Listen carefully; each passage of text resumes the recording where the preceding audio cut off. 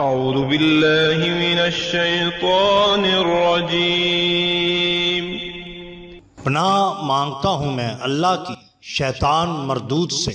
بسم اللہ الرحمن الرحیم۔ شروع اللہ کے نام سے جو بڑا مہربان نہایت رحم والا ہے۔ دا باٹم لائن کے ناظرین اکرام، السلام علیکم۔ محترم ناظرین، ہم اپنی آج کی ویڈیو میں حضرت بابا فرید الدین مسعود گنج شکر رحمۃ اللہ علیہ اور ایک ہندو سنیاسی کا قصہ آپ کے سامنے پیش کریں گے جو یقیناً آپ لوگوں کے لیے دلچسپی کا باعث ہوگا۔ حضور والا آپ سرکار رحمۃ اللہ علیہ کی پاک پتن آمد سے پہلے یہ علاقہ ہندو سنیاسیوں، جوگیوں اور جادوگروں سے بھرا ہوا تھا۔ آپ رحمۃ اللہ علیہ نے یہاں آ کر دین اسلام کی شمع روشن کی اور اس سے پورا علاقہ منور ہو گیا۔ حضرت خواجہ نظام الدین اولیاء رحمۃ اللہ علیہ سے منقول ہے، فرماتے ہیں کہ ایک فلسفی جس کا نام ضیاء الدین تھا، وہ دہلی میں منارہ کے نیچے سبق دیا کرتا تھا۔ اس نے مجھے بتایا کہ میں ایک مرتبہ حضور بابا فرید سرکار رحمۃ اللہ علیہ کی خدمت میں حاضر ہوا اور اس وقت مجھے ظاہری علوم کے علاوہ باطنی علوم کا کچھ پتہ نہ تھا۔ مجھ سے کچھ لوگوں نے فقہ کے مشکل اسباق کے بارے میں سوال کیا۔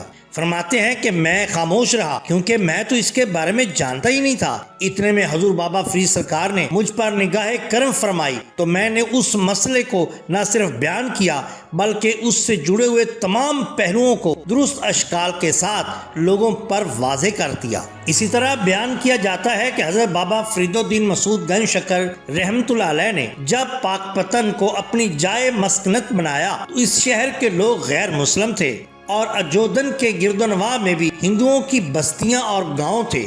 خیر المجالس میں لکھا ہے کہ حضرت بابا فرید الدین مسعود گنج شکر رحمۃ اللہ علیہ نے جب اجودن میں ڈیرا لگایا تو اس وقت شہر میں ہندوؤں کی اکثریت تھی اور عام طور پر یہاں کے لوگ جوگیوں کے پیروکار تھے۔ وہ ان سے ڈرتے تھے اور ان کے علاوہ کسی طرف نہ جاتے تھے۔ ایک دفعہ کا واقعہ ہے کہ ایک دن ایک جوگی سر منڈے اور بڑی ریاضتیں کیے ہوئے حضور بابا فرید الدین مسعود گنج شکر رحمۃ اللہ علیہ کی خدمت میں حاضر ہوا۔ وہ آپ کے پاس آ کر دیر تک زمین پر سر رکھے پڑا رہا۔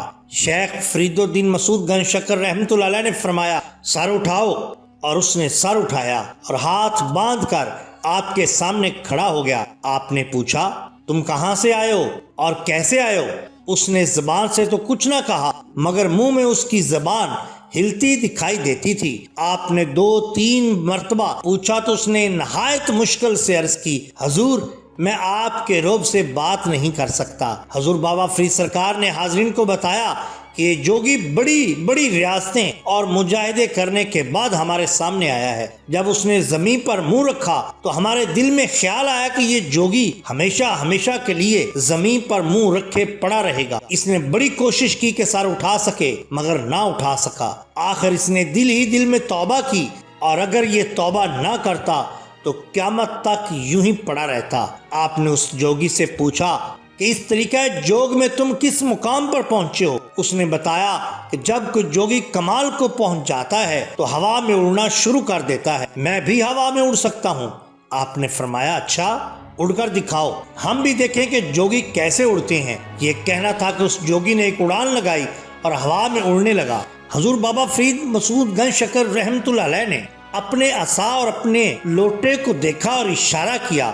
آپ کا اشارہ کرنا تھا کہ وہ دونوں چیزیں بھی فضا میں بلند ہو گئی اور جوگی کے پیچھے پیچھے تھیں۔ جوگی جدھر جاتا پیچھے پیچھے جاتے۔ آخر انہوں نے جوگی کو جا جکڑا اور عصا مارتا تھا اس کے سر پر ضرب اور انڈیلتا تھا لوٹا اس کے سر پر پانی۔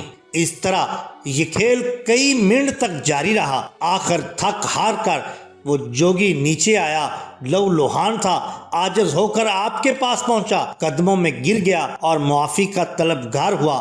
آپ سرکار رحمۃ اللہ علیہ نے اسے دارالاسلام میں لا کر مرید کیا اور اس طرح مسلمان ہونے کے بعد وہ آپ کی خدمت میں کافی دیر رہا اور ایک عرصہ کے بعد واصلان حق میں سے ہو گیا۔ ناظرین کرام، یہ واقعہ راحت القلوب کے صفحہ نمبر 510 سے آپ کے سامنے پیش کیا گیا ہے۔ یہ شان ہوتی ہے اولیاء اللہ کی۔ اگر آپ کو ہماری یہ ویڈیو پسند آئی ہو تو لائک کیجئے، سبسکرائب کیجئے ہمارے چینل دا باٹم لائن کو، تاکہ ہم آپ کے لیے اور بھی بہترین ویڈیوز لا سکیں۔